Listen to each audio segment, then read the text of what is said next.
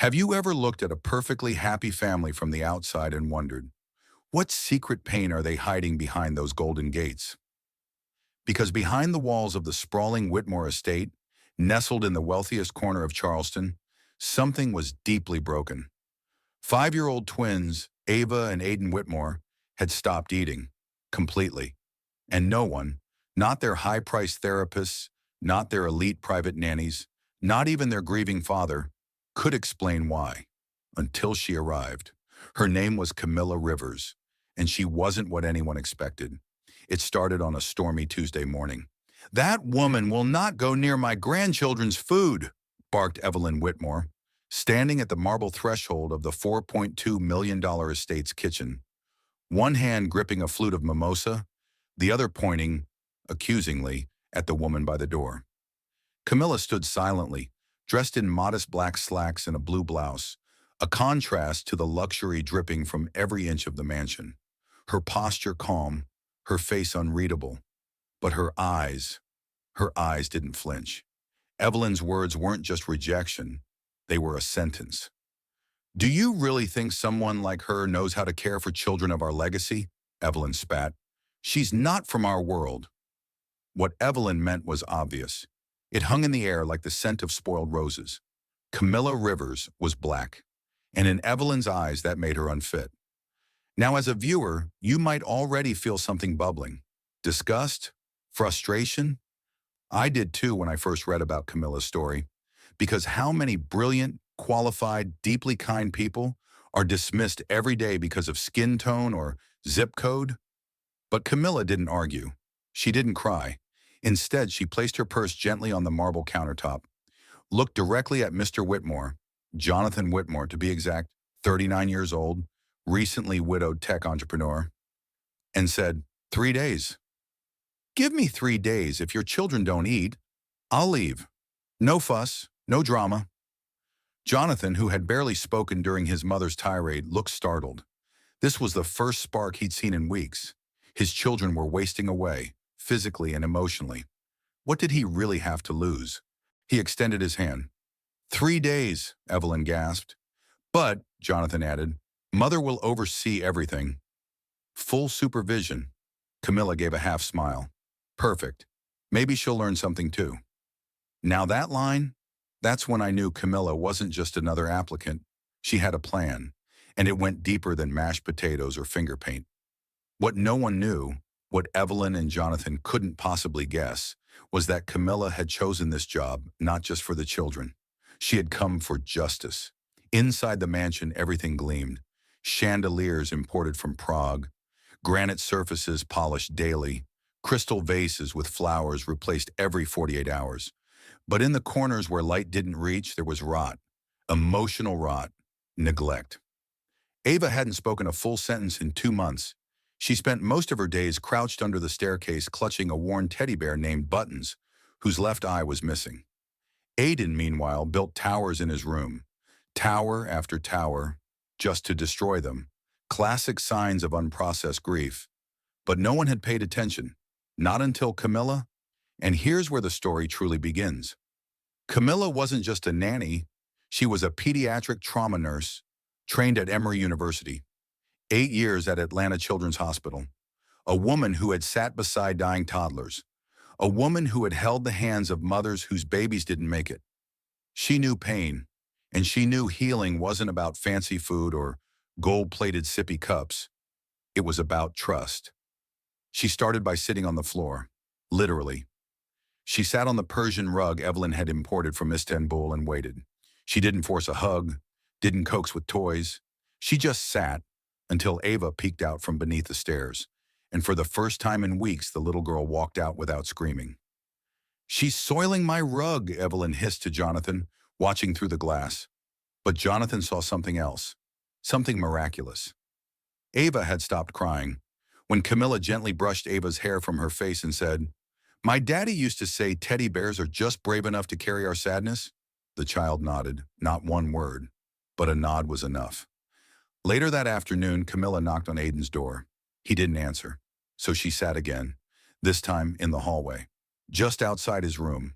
She didn't speak. She just waited. After an hour, the door cracked open. "Do you want to help me build something?" he asked quietly. Camila didn't smile too brightly, because trauma-trained professionals know overjoyed reactions can scare kids. Instead, she simply replied, "Only if you'll knock it down with me when we're done."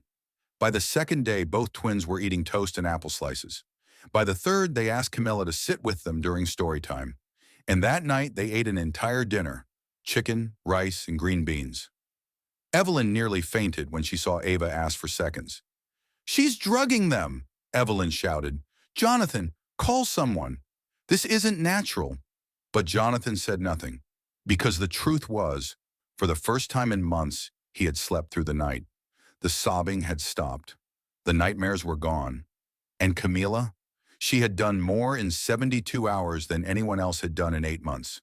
Still, Evelyn wasn't ready to give up her grip. She cornered Camila that evening in the hallway.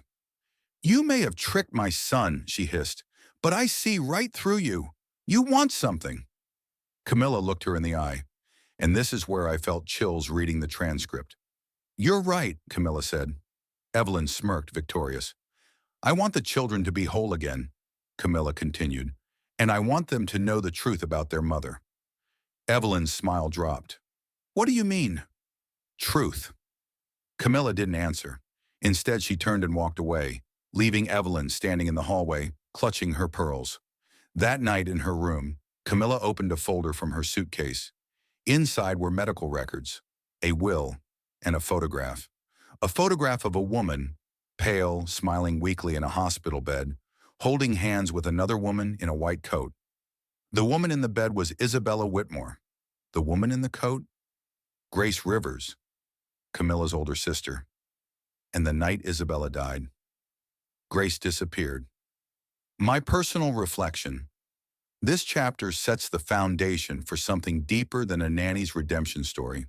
It's about buried secrets, systemic prejudice, and a woman entering the lion's den with more than love in her heart. She's carrying a truth bomb. Camila is calm, but every move is calculated. And by the end of this chapter, we understand she's not just saving children, she's chasing a mystery. By the fourth morning, the twins had begun a new routine. Ava would run to the kitchen barefoot, clutching her bear, while Aiden recited knock-knock jokes over pancakes. Camila, always in soft colors and always smiling gently, made breakfast feel like therapy. There were no commands, no rushed spoons, just soft guidance and stories about brave children who turned pain into art. And it worked. That's the thing that Evelyn Whitmore couldn't understand. Emotional healing isn't always loud. Sometimes it's a quiet voice that says, "I see you. I'm not leaving." But even as the house softened, tension hardened in the background.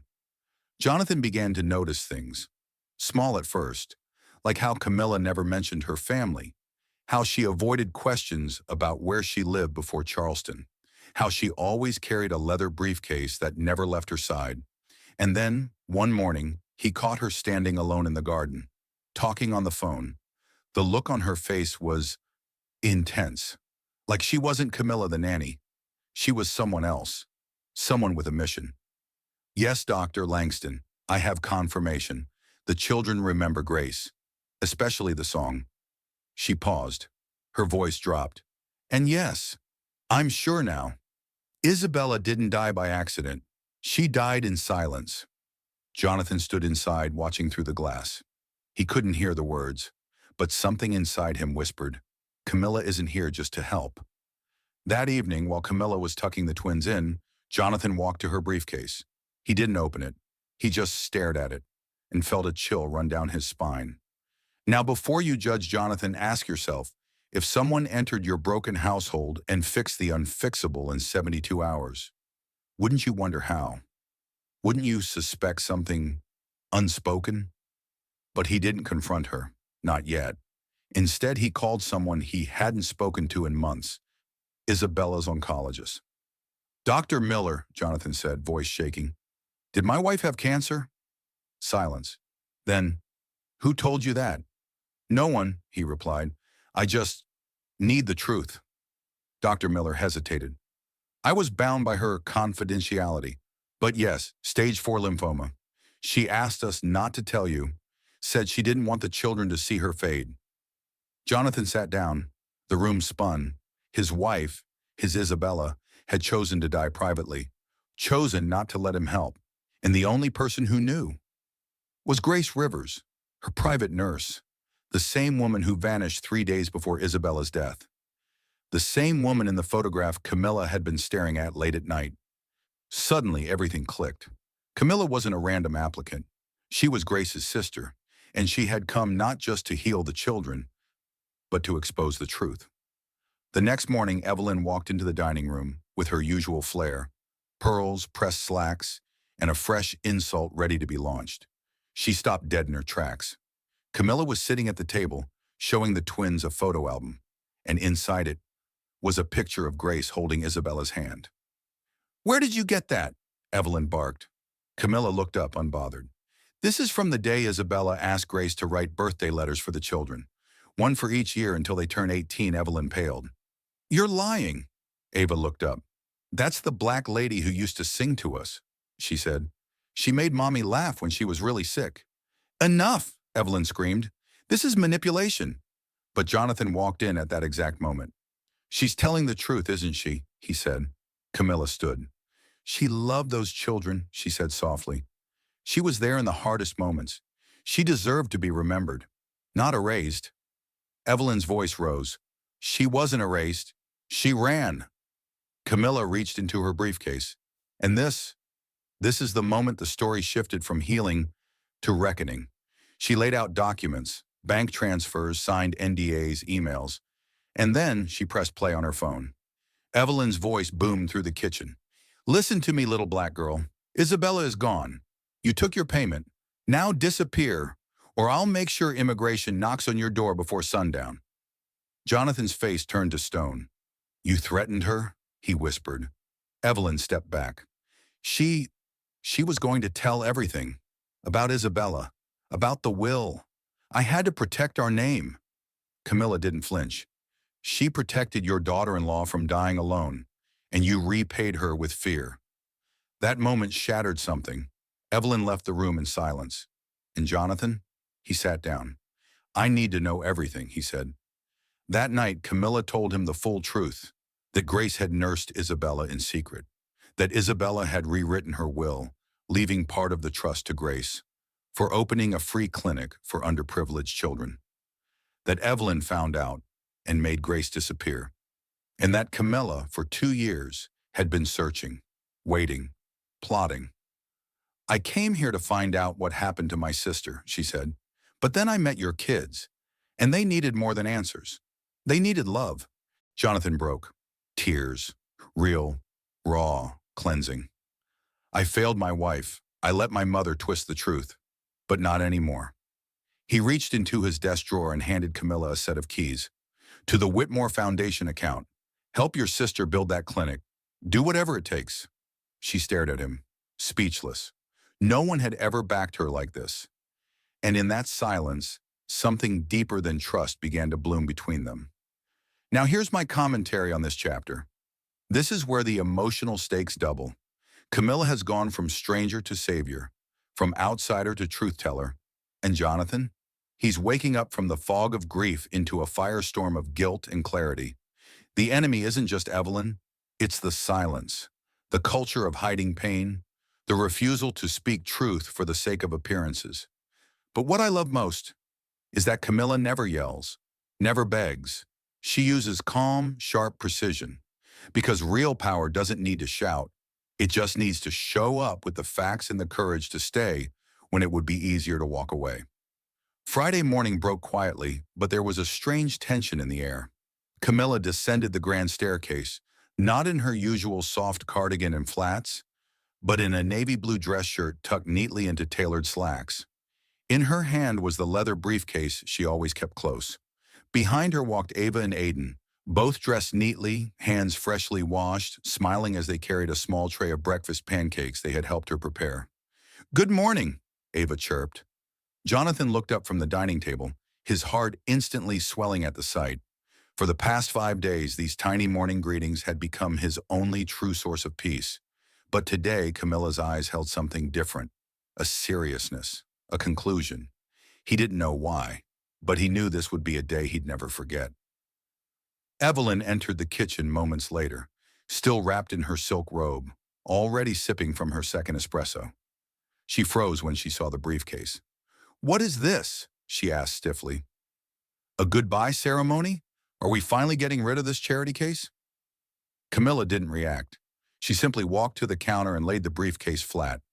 "No, Mrs. Whitmore," she said. "Today I'm returning something that never should have been taken." She opened it. Inside lay a photo, aged but sharp. Isabella Whitmore, gaunt but smiling, held the hand of a nurse in a white coat. Grace Rivers. Evelyn went rigid. Jonathan's breath hitched. "You remember her, don't you?" Camila asked softly. Jonathan stepped forward, his voice trembling. That's Grace, Isabella's private nurse. But she disappeared. No one ever heard from her again." Evelyn stiffened. "Why are we digging this up now?" Camila pulled out another document, then another, until the table was covered in pages. "Because Isabella didn't die the way you told everyone," she said. "She didn't die in a car accident. She died from stage 4 lymphoma. And Grace, my sister, was the one who stayed beside her when no one else knew." Silence fell like a dropped vase. Jonathan reached for one of the documents. It was a signed medical summary. Isabella's name, Grace's signature. Evelyn tried to snatch it away, but Camila stopped her hand with calm but immovable strength. "Oh, we're not done yet." She reached for her phone and pressed play. Evelyn's voice filled the room once more. "Listen to me, you uppity little nurse. Isabella is gone. Take the money and disappear, or I'll make sure immigration finds your address before morning." Jonathan staggered back.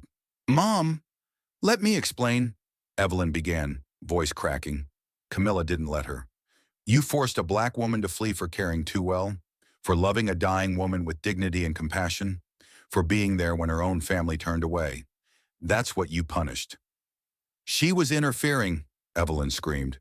"She was getting too close to Isabella, influencing her decisions, probably manipulating her will." Jonathan turned sharply. "What will?"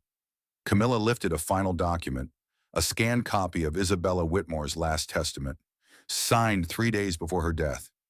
In it, she designated part of the Children's Trust to fund a pediatric community clinic under the management of Grace Rivers. Evelyn's face drained. "You had that change," Camila said. "You got scared when you realized a black nurse might become part of your family's legacy. So you threatened her, silenced her, and rewrote the narrative." Jonathan stared in horror. "Is this true?" Evelyn stumbled. "I did what I had to do to protect this family. That woman was nothing. A caretaker. She didn't belong in our legacy." Camilla's eyes narrowed, but her voice never wavered. "No, Mrs. Whitmore. She belonged exactly where she was, by your daughter-in-law's side. She was brave enough to stay through death while the rest of you chose comfort." Then she looked at Jonathan. "And I came here because Grace deserved justice. But along the way, I found 2 children who deserved truth, and a man who deserved to know what real love looked like." Jonathan's eyes welled. "And I found you," he whispered. Evelyn backed away. "You think this makes you a hero? You're a manipulator, a liar. You came here with an agenda." Camila nodded. "I did, and the agenda was truth. Not for me, for Grace, for Isabella, for Ava and Aiden, and for the memory of a woman who spent her last days being lied to by the people she loved most." Evelyn growled. "You'll regret this. I have lawyers, power, influence." Camila reached into her folder and pulled out one final page. A subpoena. Evelyn's hands shook as she read it. She was being summoned for charges of racial discrimination, illegal threats, and witness intimidation. Jonathan stepped forward. "I'm pressing the charges," he said firmly, "and I've removed you from the board of the Whitmore Foundation." Evelyn's jaw dropped. "You can't." "I can, and I am. The children deserve better. Isabella deserves better." He turned to Camila. "And so do you." Then he knelt, not out of romance, out of remorse, and whispered, "Thank you for giving me back my family."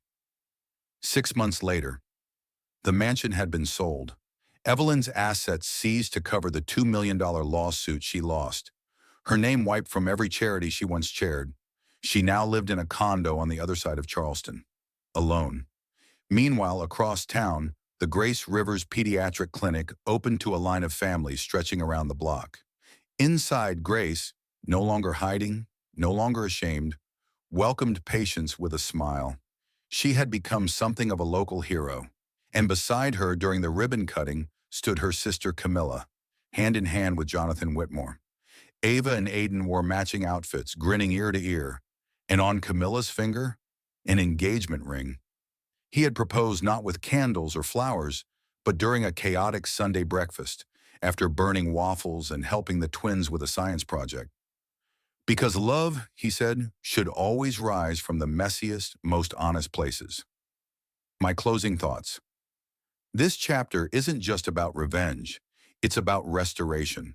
About what happens when one woman dares to challenge a system built to silence her. Camila didn't come in screaming. She came in listening. And by doing so, she unlocked a house that had been grieving in silence for too long. I think what hits hardest is that she didn't just expose the truth. She replaced pain with purpose, turned suffering into healing, and proved that justice doesn't always come from courts. Sometimes it walks in quietly, wearing nanny shoes and demands to be seen. Have you ever seen someone judged before they were even given a chance, only to prove everyone wrong? What would you have done if you were in Camila's place? Let us know in the comments. Was Evelyn's punishment enough? Did Camila forgive too much or just enough? Subscribe for more powerful stories that prove the truth always finds its way, especially when someone brave stands up to speak it.